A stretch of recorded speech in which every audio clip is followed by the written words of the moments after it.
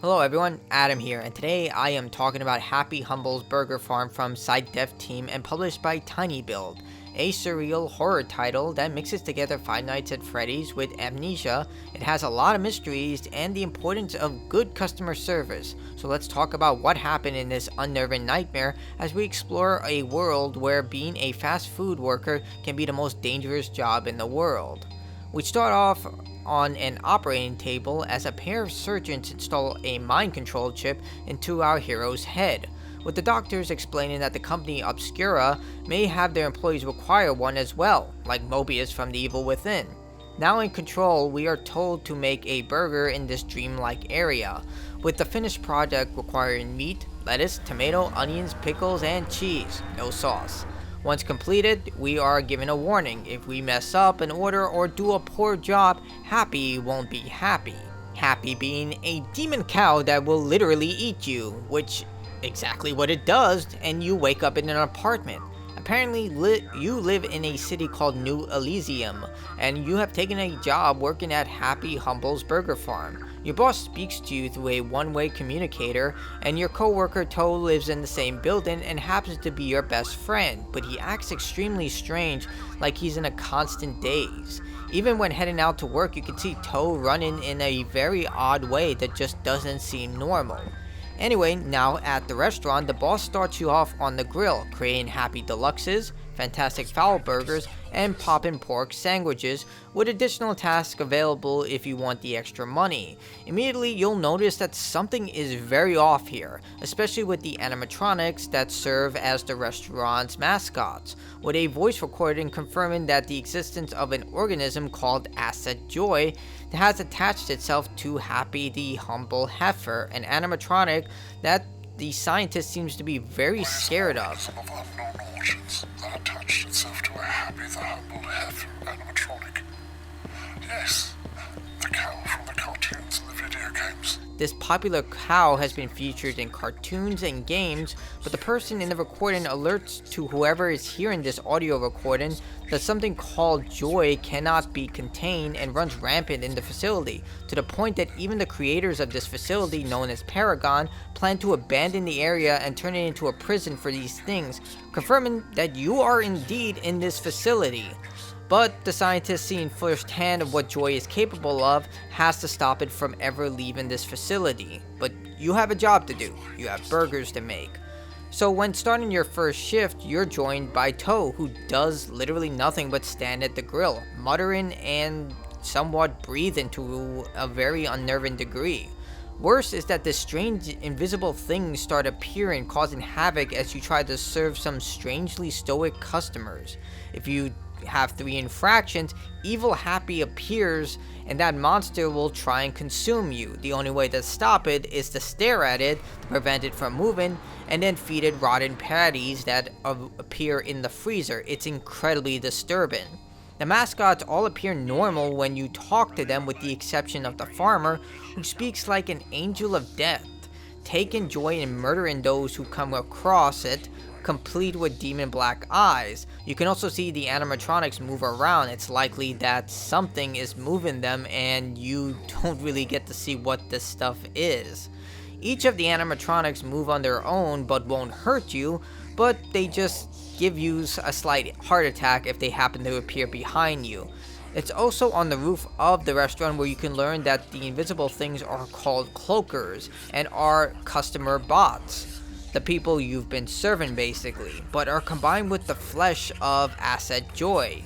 They simply exist to cause harm and disturb you when making orders, making things harder to encourage Happy's appearance to try and eat you. On day 2, you're given access to the fryers with some tasty nugs and fry orders coming in, but on night 3, an explosion can be heard at the construction site. Despite the boss telling you to ignore it, the player is drawn to the area, and here you can find another log. Hidden on top of this crane, it informs the player of Asset Peter, an immortal asset that tosses explosive pieces of its own flesh at possible prey, and if it hits an AI bot, it becomes servants of Peter that explode when faced with hostility and drag victims to be consumed by Peter. Guess who the next boss is gonna be? Linked like a hive mind that Paragon is attempting to create, the scientist worries if Peter is ever dislodged from the ground, he'll escape and cause havoc across the world. So we entered the building, and the player finds that there are a lot of kind of constructed burger restaurants that resemble our own. Without any warning, we decide to turn on the power. Well, that's not entirely true, there are warnings everywhere. And when doing so, it reveals Peter, a giant pig blob who starts tossing parts of its flesh at the player, and his servants charge. After feeding him 3 burgers, Peter explodes, revealing a hidden area behind him. Before heading inside, you can hear another audio diary hidden within one of the restaurants, this time from another scientist expressing worry about something beneath the facility, requesting someone named Zane to reconsider his Ludius initiative, whatever that is, shut down the project and seal whatever is down there, which must be incredibly threatening because she sounds quite scared about whatever is down there. In the back of the facility, we find a schematic and an audio diary explaining what Peter exactly is. Peter was a lab assistant that fused with Petey the Porkly Pig animatronic through some unknown reason that we'll learn later, and rampaged through the facility for days before getting to the simulation room where we fought him in.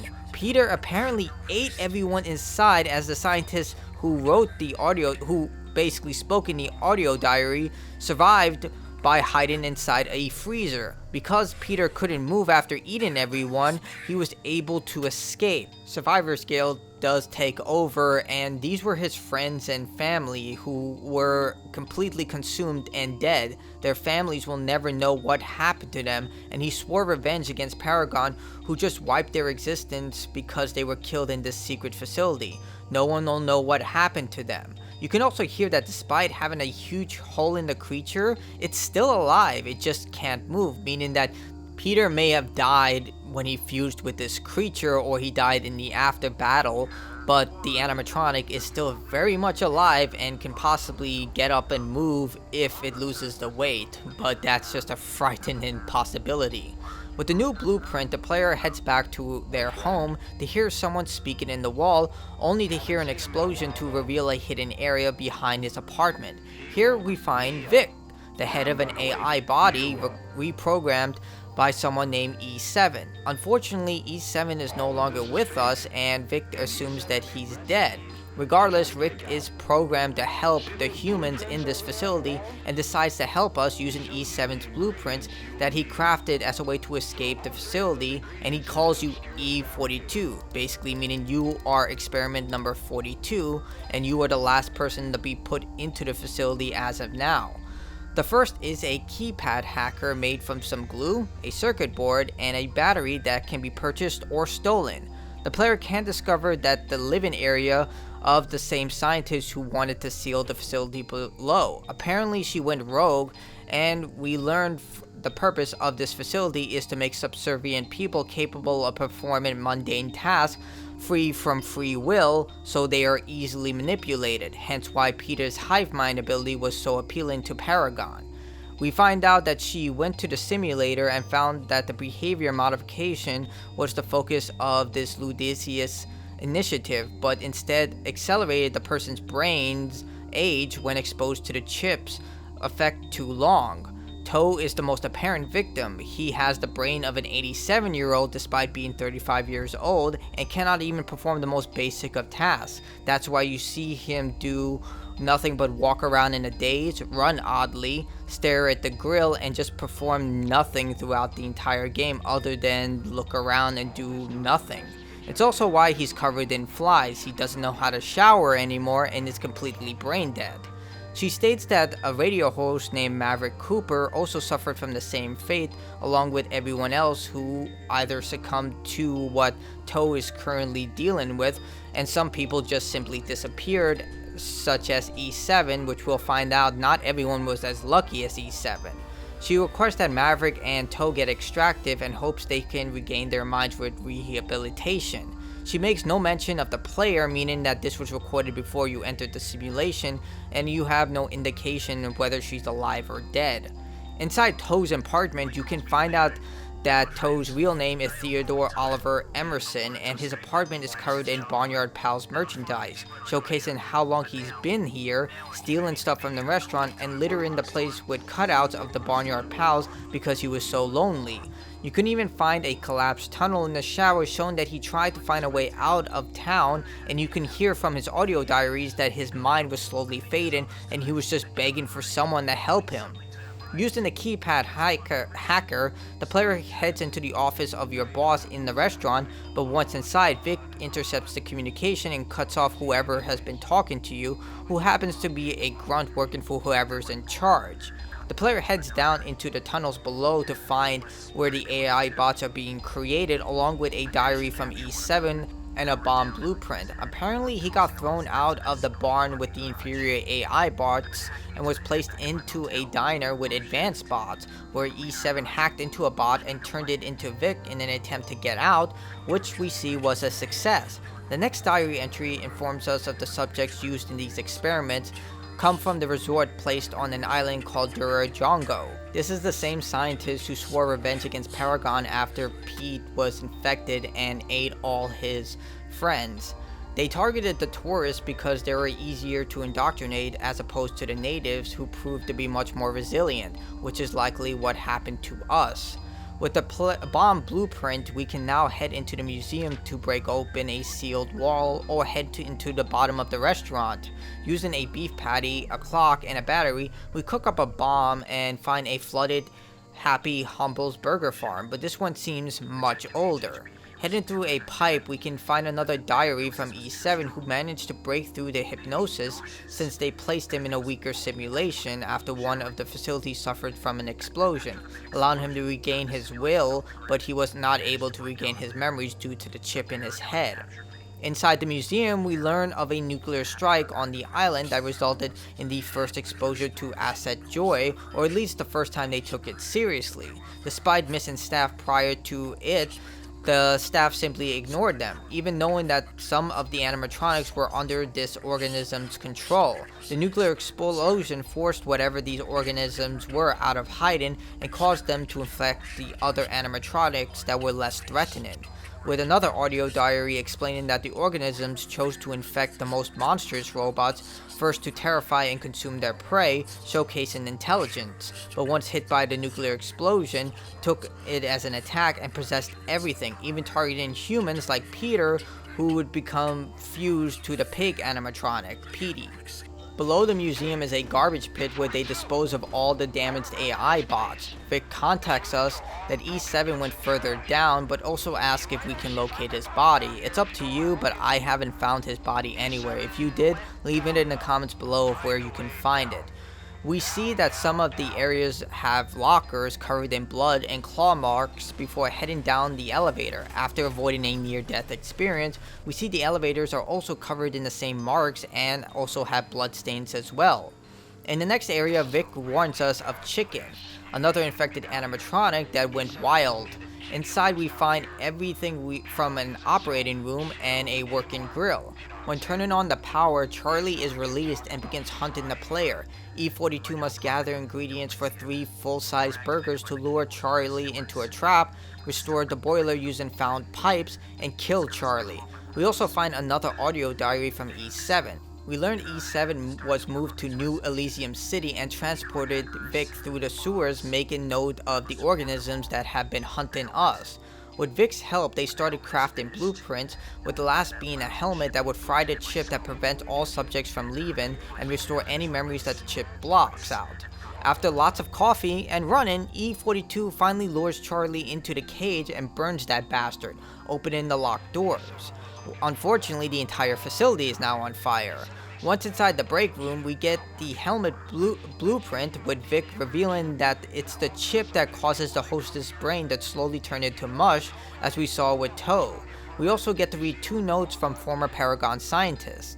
The first confirms that Grimm sought to blackmail the controlling government using the tech being researched in the facility and knew of the creatures beneath the area, sealing it off in hopes to contain them, but leaving everyone left behind to die.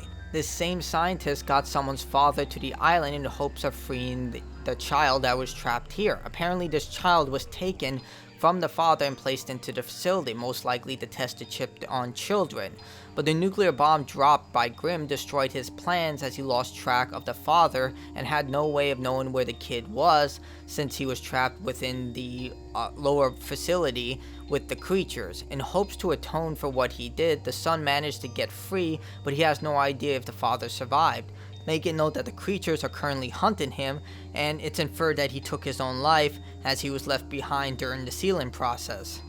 It's also on the radio where we can hear an optional interview with Maverick through the radio. One interview is an Easter egg featuring Jack Thompson, the notorious anti-video game lawyer, and the other is a more lore-focused dialogue between him and a very significant character that we never see. Maverick speaks about the Fabricating Reality initiative, which is led by Obscura's plan to reconstruct society and culture on every level, with Maverick calling them tyrants seeking control and power in everything, as opposed to Obscura stating it's for the benefit of mankind.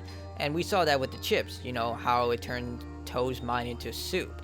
Maverick interviews biotech founder Gregory Theodore Reynolds in secret, and despite Reynolds knowing he was being recorded, Maverick was able to save a copy of that interview and distribute it worldwide. We learned that Reynolds wants to create an alternate meat made from human feces, but not for the betterment of mankind or the planet, but so only the wealthy can indulge in such things like actual meat, even going as far as to pay for an exotic animal to be hunted and eaten by himself, explaining that those in power who have wealth and status deserve better, and those below should be grateful for what they get. So we kind of see why these wealthy and elite people want this type of mind-controlled chip made as soon as possible, because the lower class is just saying they're not having any of it. With that enlightening piece of information, E-42 dives into an underground tunnel due to the fire from Charlie's cage, making it impossible to go back. Here, he finds a monstrous version of Sammy the Salmon that attempts to eat E-42,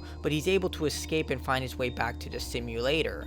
The simulation is now falling apart as things are failing to load, creating notable grid patterns everywhere, and more of the bots are getting infected by Happy.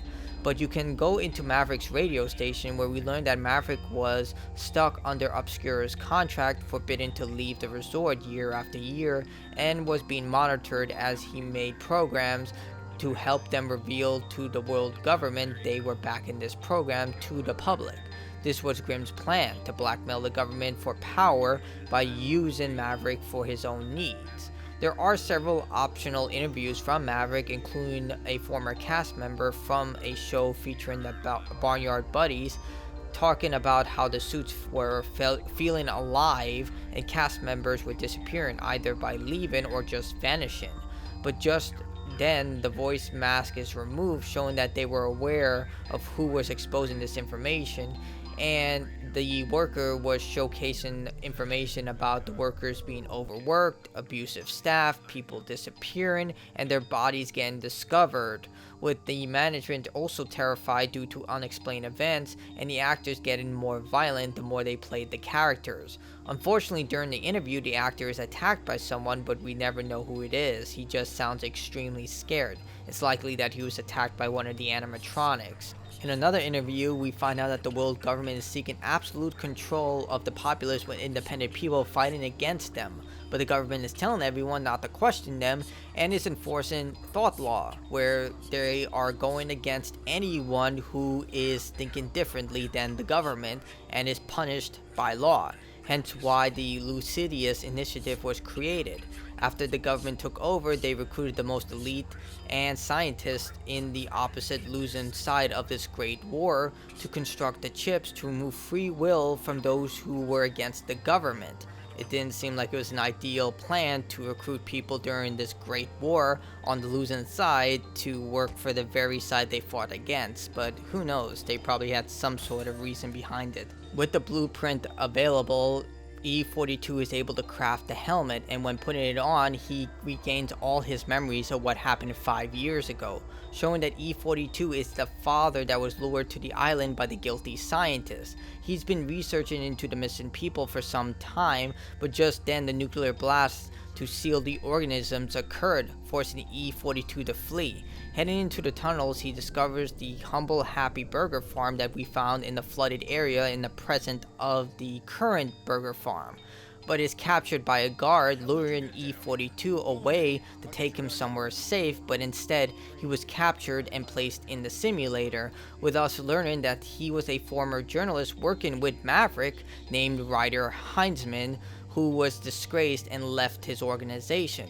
We see what happened. He was installed with the chip and successfully retooled his mind to be a fast food worker by suppressing memories and replacing them with new ones. The helmet is a success, and Ryder regains every bit of his memories, but upon waking up, learns that he's been out for an extremely long time, with Vic shutting down and saying his final goodbyes, hoping Ryder will not forget him.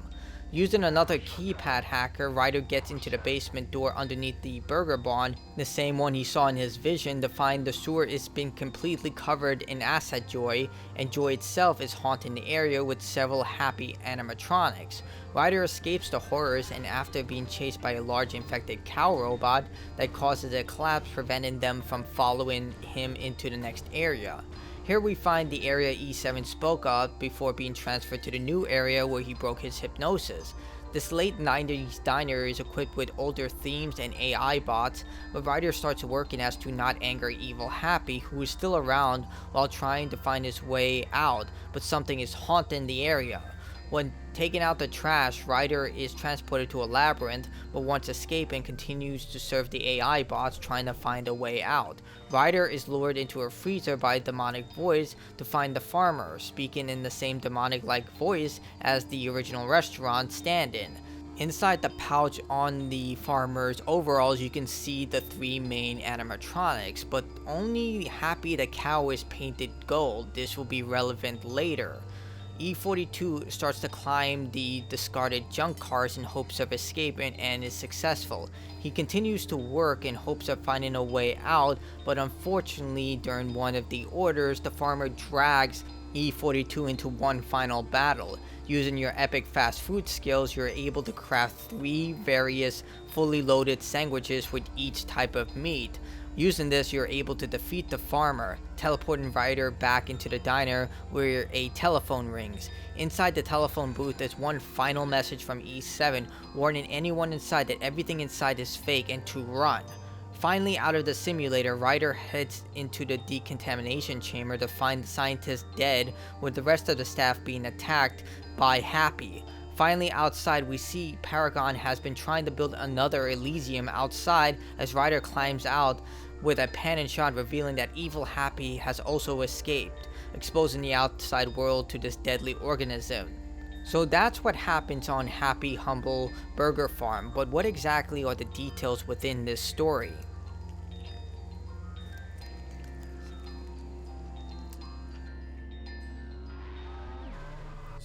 After the Scythian War, the Scythian government took control of the world, but not everyone was happy. Many fought back, and to combat this, the government funded a project called the Lucidius Initiative on an isolated island disguised as a resort. They would kidnap people inside the resort since the natives were more resilient to the mind control chip they were developing, and use them within the experiment in an underground facility. Unfortunately, they accidentally exposed themselves to a brand new form of life that was predatory, and the chip would eventually cause the user's mind to decay at an alarming rate due to rewiring the person's memories. This would take years, but unless the chip is removed, the damage would continue. In the end, the experiment was a huge disaster. The chips were a failure, Grimm's plan to blackmail the world's government failed, and most importantly, a deadly new organism has been released. E7 is the son of E42. His son was kidnapped by Obscura for the Lucidius Initiative, and the most young person to be put into the experiment. After being placed in Burger Barn, E7 was able to regain some of his free will and slowly found his way out of the simulator. It's likely that he was implanted with the chip to see if the effects could be put onto children without affecting their brains at the same alarming rate that it was affecting adults. Building Vic, and with his help, he was able to craft blueprints in order to escape the facility. Whereas Rick hadn't heard from E7 for a long time, it's likely that he constructed the helmet in the lower areas after avoiding Charlie. We find the last of E7's diary conveying how he brought Rick through the sewers and listed all the blueprints, including the helmet. He likely constructed the helmet to leave the facility, leaving Rick behind. This is confirmed in the telephone booth where E7 leaves the message for anyone, warning them about what's inside. The organism known as Asset Joy is a highly intelligent hive mind predator located deep in the earth. It can control animatronics. They can also take control of humans, but it's clear that the focus is to control robots in the facility. Those inside the facility were aware of the organism but chose to say nothing since the deaths were kept to a minimum, and those who died would be erased due to the secrecy of the project.